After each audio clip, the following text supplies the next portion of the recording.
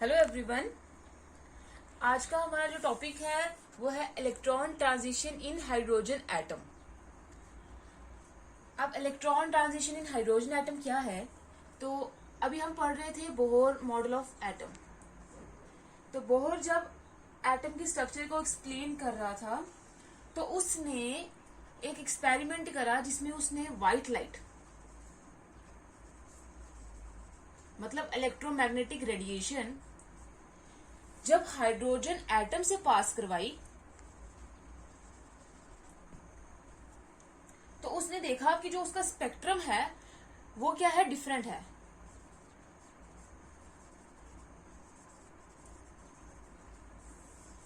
Different spectrum आ रहा है उसका जब उसने व्हाइट लाइट को हाइड्रोजन एटम से पास करवाया।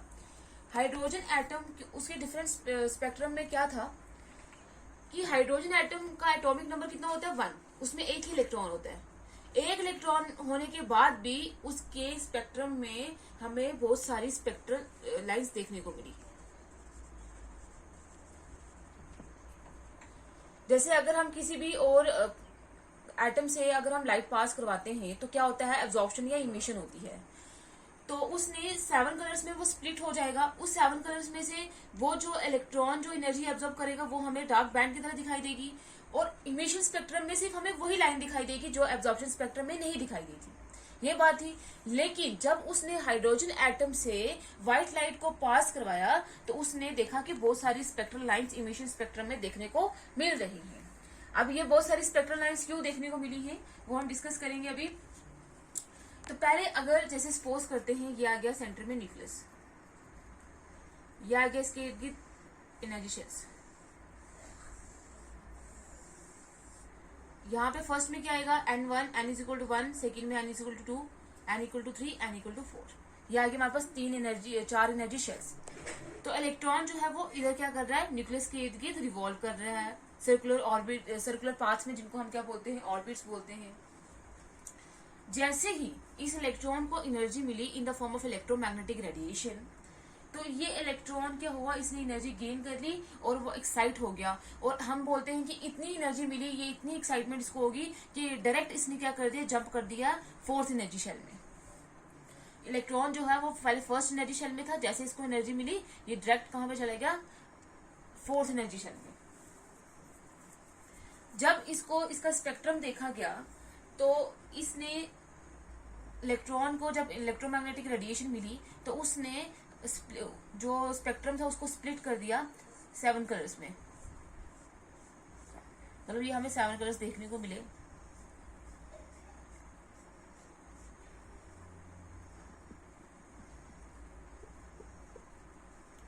ये 7 कलर्स देखने को मिले, 7 कलर्स में स्प्लिट हो गया। लेकिन इसमें से जो एनर्जी इसने एब्जॉर्ब करी जिससे ये क्या हो गया, जंप करा इसने, वो एनर्जी जो है वो फ्रीक्वेंसी वाली जो लाइट होगी वो क्या करेगी, उस जगह पे क्या होगा, डार्क बैंड हमें दिखाई देगा।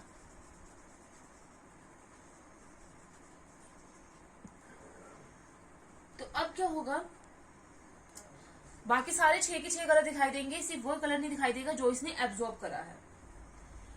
अब ये एक्साइटेड स्टेट में तो चला गया, लेकिन अब इसको दोबारा से वापस भी तो आना है, क्योंकि एक्साइटेड स्टेट क्या होती है, अनस्टेबल होती है। वहां पे इसको रहने का टाइम कितना मिलेगा, सिर्फ 10⁻⁻34 सेकेंड्स का। अब जब इसको वापस आना है तो बोहर ने ये बोला कि जैसे ये डायरेक्ट फर्स्ट सेल से 4th सेल में चला गया था, इसको इतनी एनर्जी मिली कि ये डायरेक्ट फर्स्ट सेल से 4th सेल में चला गया। लेकिन जब ये वापस आएगा तो जरूरी नहीं है कि वापस ये डायरेक्ट 4th सेल से 1st सेल में आ जाए। ये क्या करेगा, अलग अलग शेल में, डिफरेंट शेल्स में 4 से पहले 3rd में आएगा, या फिर 3rd से पहले सेकंड, फिर 3rd से 2nd में आएगा, फिर 2nd से जाके 1st में आएगा। मतलब ये रुक रुक के जो है इलेक्ट्रॉन वापस एक्साइटेड स्टेट में आ सकता है। जैसे हम एग्जांपल लेते हैं, पहले ये आ गई एनर्जी शेल,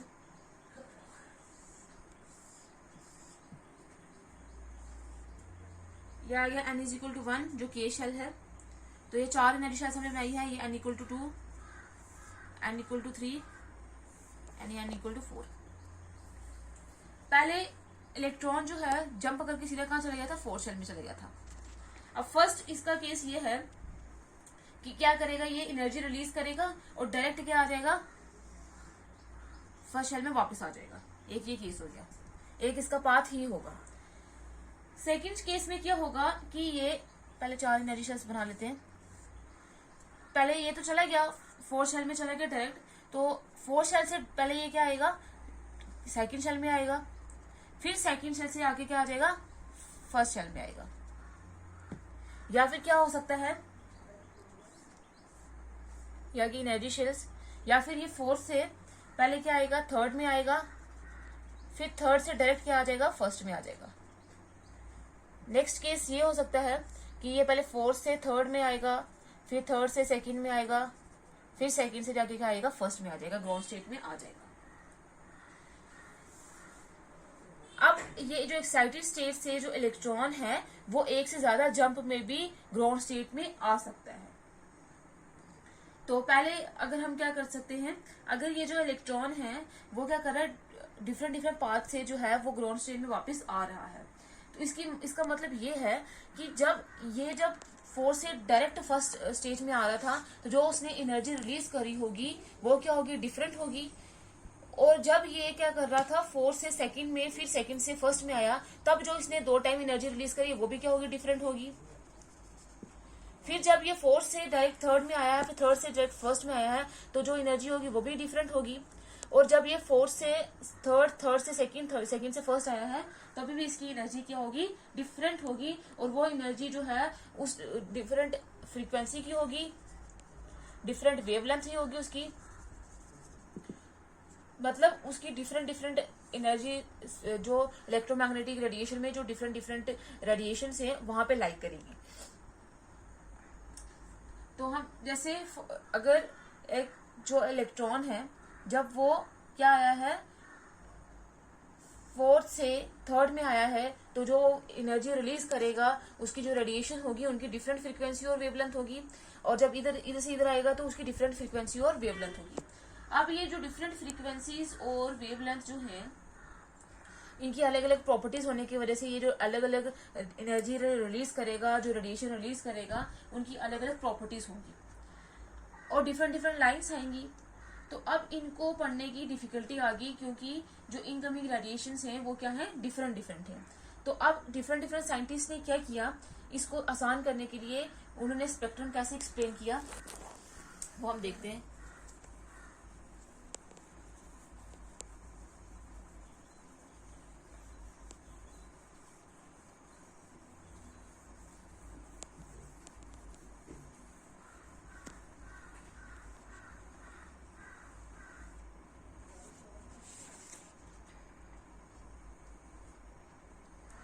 तो उन्होंने उन साइंटिस्ट ने ये बोला, जब इलेक्ट्रॉन जो है वो जंप करेगा फ्रॉम हायर एनर्जी लेवल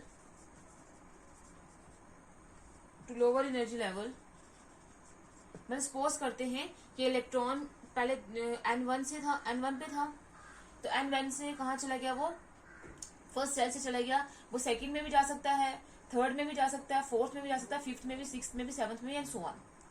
तो जब इलेक्ट्रॉन इन सभी शेल से, अब ये इसके लिए क्या हो जाएगी, ग्राउंड स्टेट, और ये सारी क्या हो जाएंगी, एक्साइटेड स्टेट हो जाएगी। इनमें से ये किसी में भी जा सकता है, कोई भी एनर्जी ऑब्जर्व करके ये सेकंड में भी जा सकता है, डायरेक्ट थर्ड में भी जा सकता है, फोर्थ में भी जा सकता है, फिफ्थ में भी, सिक्स्थ में भी और सेवंथ में भी। जब electron in higher energy level से, इन एक्साइटेड स्टेट से सेकंड से अगर फर्स्ट में आएगा, या थर्ड से फर्स्ट में आएगा, या फोर्थ से फर्स्ट में आएगा, फिफ्थ से या सिक्स से फर्स्ट में आएगा, तो वो जो सीरीज ऑफ लाइंस हमारे पास बनेंगी वो गिरेंगे यूवी रीजन में, अल्ट्रावायलेट रीजन में, और उन सीरीज ऑफ लाइन को हम बोलेंगे लाइमन सीरीज, क्योंकि इस साइंटिस्ट ने एक्सप्लेन किया था लाइमन ने, तो इसलिए उसको नाम दे दिया, किससे, लाइमन सीरीज का नाम दे दिया। जैसे अगर हम एग्जांपल लेते हैं, ये हमारे पास आएगी ग्राउंड स्टेट, n=1 के शेल, ये आएगी यहाँ पे एनर्जी, यहाँ पे आएगी वेवलेंथ, ये होगी फर्स्ट एनर्जी शेल, ये आएगी n=2 second energy shell, L shell, फिर ये आएगी n=3 M शेल, ये आएगी n=4 N शेल, ये आएगी n=5 O शेल, फिर फर्दर आगे आ जाएगी शेल्स।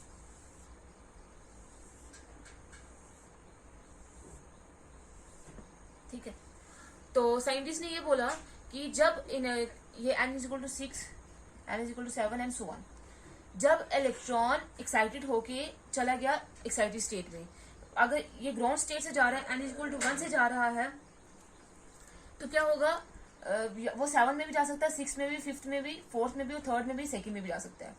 अगर इलेक्ट्रॉन जो है 7 से डायरेक्ट ग्राउंड स्टेट में आएगा, 6th में डायरेक्ट ग्राउंड स्टेट में आएगा, 5th से आएगा, 4th से भी आ सकता है, 3rd से भी और 2nd से भी।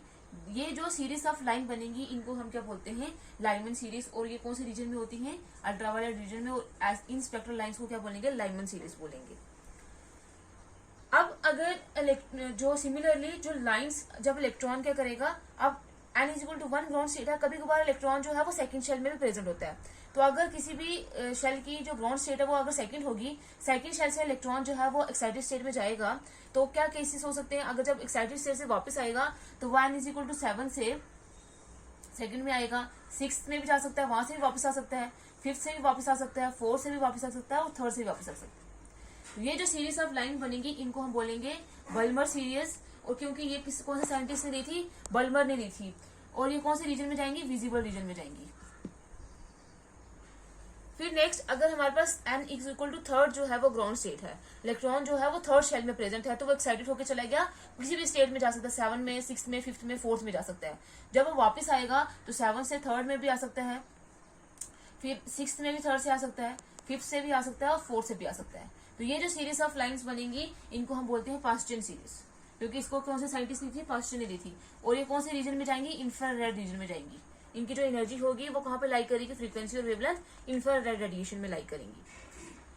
फिर नेक्स्ट है, अगर हमने 4th शेल को ग्राउंड स्टेट माना है, तो 4th शेल से इलेक्ट्रॉन जो है जंप करके अगर 7 में जाएगा, 6 में जाएगा, 5th में जाएगा, तो वहां से इलेक्ट्रॉन वापस आ सकता है, 7 से भी आ सकता है, 6 से भी आ सकता है, 5th से भी आ सकता है। तो ये जो सीरीज ऑफ लाइन बनेगी इनको हम बोलते हैं ब्रैकेट सीरीज। और ये भी इंफ्रारेड रीजन में लाइन करेंगी। और इसको कौन से साइंटिस्ट ने दी थी, ब्रैकेट ने दी थी, इसलिए हम इन सीरीज को क्या बोलते हैं, ब्रैकेट सीरीज बोलते हैं। फिर नेक्स्ट है, अगर हम 5th इलेक्ट्रॉन जो है 5th शेल में था, वो एक्साइटेड होकर चला गया, वो 7 शेल में भी जा सकता है, 6 शेल में भी जा सकता है। तो वो अगर जब वापस आएगा तो ये क्या होगा, 7 से 5th में आ सकता है या 6 से 5th में आ सकता है। तो ये जो सीरीज ऑफ लाइन बनेगी इनको हम बोलेंगे P1 सीरीज। और ये भी लाई करेगी इंफ्रारेड रीजन में। तो ये जो सीरीज ऑफ लाइन है, डिफरेंट स्पेक्ट्रल लाइन है, डिफरेंट साइंटिस्ट ने दी, Lyman series, Balmer series, Paschen, Brackett series और P1 सीरीज। तो अब इसीलिए हमें पता चला कि जो हाइड्रोजन के एक इलेक्ट्रॉन होने के बाद भी उसमें डिफरेंट स्पेक्ट्रल लाइंस क्यों हमें दिखाई देती हैं। क्यों दिखाई देती है, क्योंकि जो इलेक्ट्रॉन है जब वो एक्साइटेड स्टेट में चला गया, तो जब वो वापस आएगा तो उसका जो पाथ होगा वो डिफरेंट होगा, वो डिफरेंट शेल से होकर आएगा, जिसकी वजह से वहां पे डिफरेंट स्पेक्ट्रल लाइंस हमें दिखाई देंगी, डिफरेंट रेडिएशंस वो जो रिलीज करेगा, जिसकी वजह से डिफरेंट स्पेक्ट्रल लाइंस हमें दिखाई देती हैं। तो लाइमन सीरीज क्या होंगी, जब क्या होगा, इलेक्ट्रॉन जो है वो n इज इक्वल टू 2, 3, 4, 5, 6, 7 से जंप करेगा कहाँ पे, n इज इक्वल टू 1 पे। और बल्मर सीरीज क्या होंगी, जब इलेक्ट्रॉन जंप करेगा 3rd शेल से, 4th शेल से, 5th शेल से, 6th शेल से, 7th शेल से कहाँ पे, सेकंड शेल में। फिर पास्चन सीरीज क्या होगी, जब इलेक्ट्रॉन जंप करेगा n इज इक्वल टू 4, 5, 6, 7 से लेकर n is equal to 3 shell पे। फिर ब्रैकेट सीरीज क्या होंगी, जब इलेक्ट्रॉन जंप करेगा 5, 6 और 7 शेल से 4 शेल पे। P1 सीरीज क्या होंगी, जब इलेक्ट्रॉन जंप करेगा 6 या 7 शेल से कहाँ पे, 5th शेल पे। तो ये हमें सीरीज ऑफ स्पेक्ट्रल लाइंस देखने को मिलती हैं, इसलिए जो हाइड्रोजन स्पेक्ट्रम होता है वो हमें अलग अलग दिखाई देता है।